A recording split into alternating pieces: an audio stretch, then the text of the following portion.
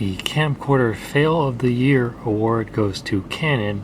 for introducing the new FS300 camcorder, available in March 2010, with the same price, the same performance, the same specs, the same size, and the same weight as the outgoing FS200, except now with reduced features, including no longer any microphone or headphone jacks. As you can see, this is the new FS300, and all you see there is a AV out jack. And I'll go over to the FS200, which I'm using to record this right now,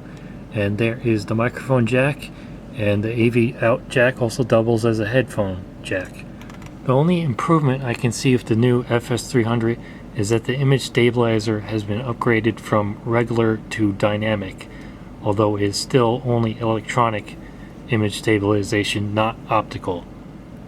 There is also the new FS31 to replace the FS21 with the same specs, performance, and size and weight as the FS21, except now it has the same reduced features and actually a slightly reduced price, from a list of $499 to a list of $349, although you can find these models at quite a bit of a discount since they're the 2009 models. But comparing the FS200 to FS300, there's absolutely no reason to get the FS300, especially since you can get the FS200 on sale at a good price, and you'll get the microphone input and the headphone output,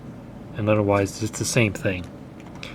And the only reason why I can see they downgraded the FS300 is that they're introducing a new line of low-budget HD camcorders, such as the HFR100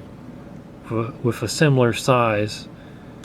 and a budget price, and this model actually does have a microphone input, which is good to see.